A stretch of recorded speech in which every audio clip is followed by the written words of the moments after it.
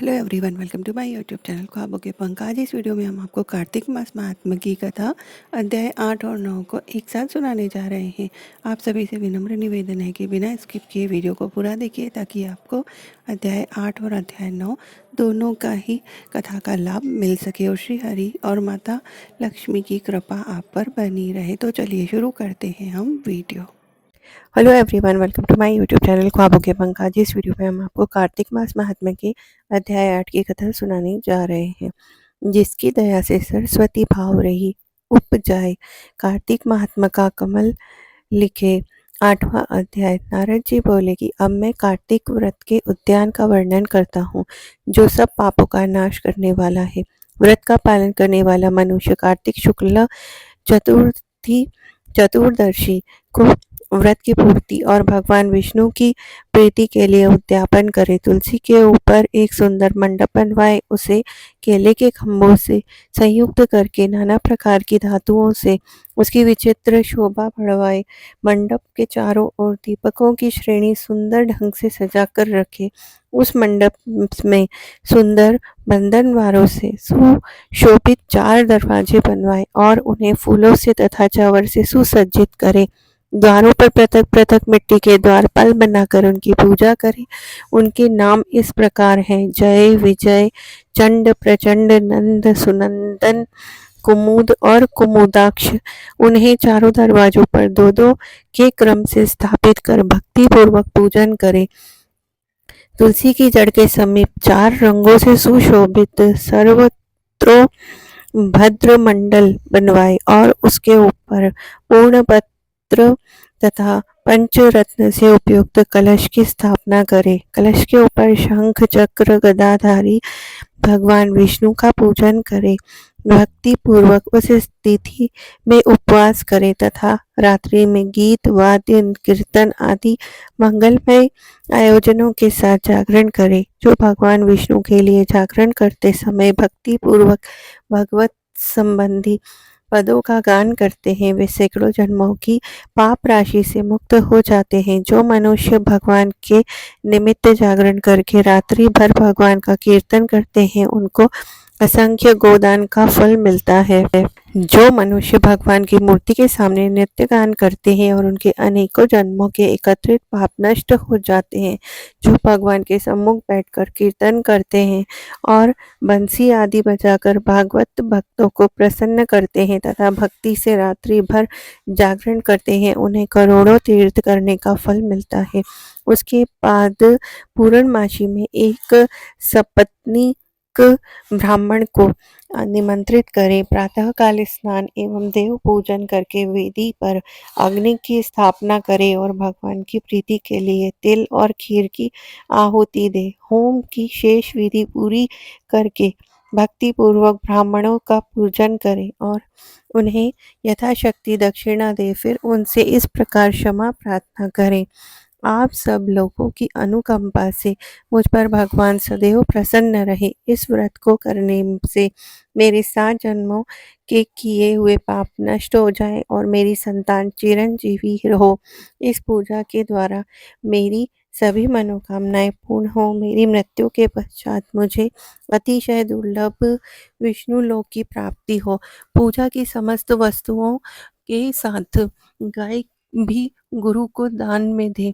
उसके पश्चात घर वालों और मित्रों के साथ स्वयं भोजन करे। भगवान द्वादशी तिथि को शयन से उठे, त्रयोदशी की देवताओं से मिले और चतुर्दशी को सबने उनका दर्शन एवं पूजन किया, इसलिए उस तिथि में भगवान की पूजा करनी चाहिए। गुरु की आज्ञा से भगवान विष्णु की सुवर्णमयी प्रतिमा का पूजन करें। इस पूर्णिमा को पुष्कर तीर्थ की यात्रा श्रेष्ठ मानी जाती है। कार्तिक माह में इस विधि का पालन करना चाहिए।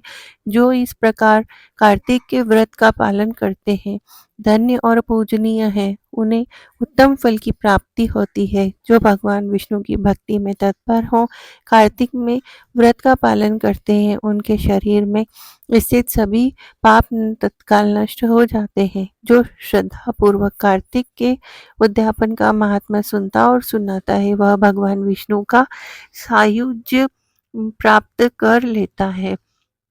यदि आपको भी यह अध्याय अच्छा लगा हो तो इसे ज़्यादा से ज़्यादा शेयर कीजिए, चैनल को सब्सक्राइब कर लीजिए, बेल आइकन को प्रेस कर लीजिए ताकि आने वाले वीडियोज़ का नोटिफ़िकेशन आपको मिलता रहे और हम आपके लिए ऐसे ही अगले अध्याय लेकर आते रहें। धन्यवाद। Hello everyone, welcome to my YouTube channel ख्वाबों के पंख। आज इस वीडियो में हम आपको कार्तिक मास महात्म्य की कथा अध्याय 9 सुनाने जा रहे हैं।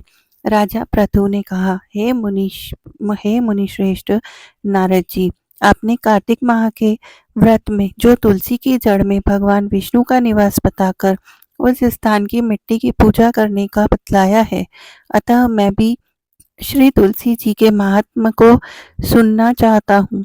तुलसी जी कहाँ और किस प्रकार उत्पन्न हुई, यह बताने की कृपा करें। नारद जी बोले, राजन, अब आप तुलसी जी की महत्ता तथा उनके जन्म का प्राचीन इतिहास ध्यान पूर्वक सुनिए। एक बार देवगुरु बृहस्पति और देवराज इंद्र भगवान शंकर का दर्शन करने कैलाश पर्वत की ओर चले।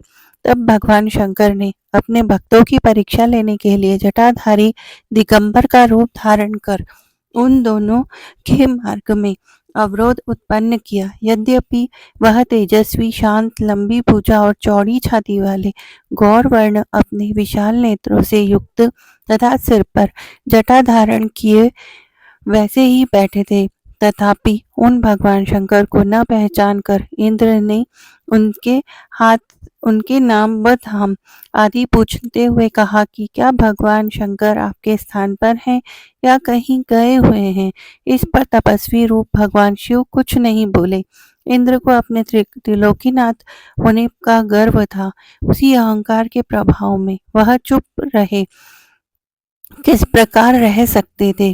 उन्होंने क्रोधित होते हुए उस तपस्वी को घूर कर कहा कि अरे, मैंने तुझसे कुछ पूछा है तो तू उसका उत्तर क्यों नहीं देता। मैं अभी तुझ पर वज्र का प्रहार करता हूँ, फिर देखता हूँ कि कौन तुम दुर्मति की रक्षा करता है।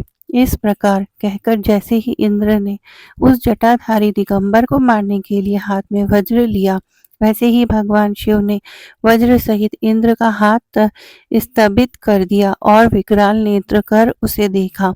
उस समय ऐसा प्रतीत हो रहा था कि वह दिगंबर प्रज्वलित हो उठा है और वह अपने तेज से जला देगा।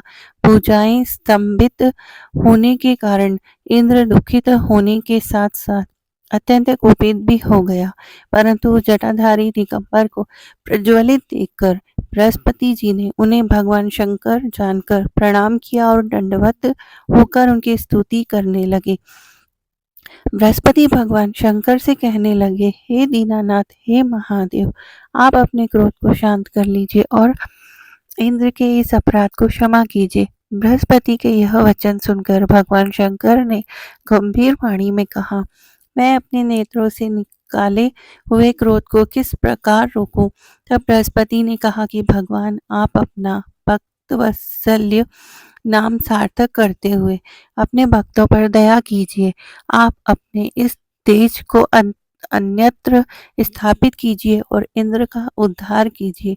तब भगवान शंकर गुरु बृहस्पति से बोले कि मैं तुम्हारी स्तुति से अत्यंत प्रसन्न हूँ। तुमने इंद्र को जीवन दान दिलवाया है। मुझे विश्वास है कि मेरे नेत्र की अग्नि अब इंद्र को पीड़ित नहीं करेगी। बृहस्पति से इस प्रकार कहकर भगवान शिव ने अपने मस्तक से निकाले हुए अग्निमय तेज को अपने हाथों में ले लिया और फिर उसे क्षीर सागर में डाल दिया। तत्पश्चात भगवान शंकर अंतर ध्यान हो गए और इस प्रकार जिसको जो जानने की कामना थी उसे जानकर इंद्र तथा बृहस्पति अपने अपने स्थान पर चले गए। यदि आपको यह कथा अच्छी लगी हो तो इसे ज़्यादा से ज़्यादा शेयर कीजिए, चैनल को सब्सक्राइब कर लीजिए, बेल आइकन को प्रेस कर लीजिए ताकि आने वाले वीडियोस का नोटिफिकेशन आपको मिलता रहे। धन्यवाद।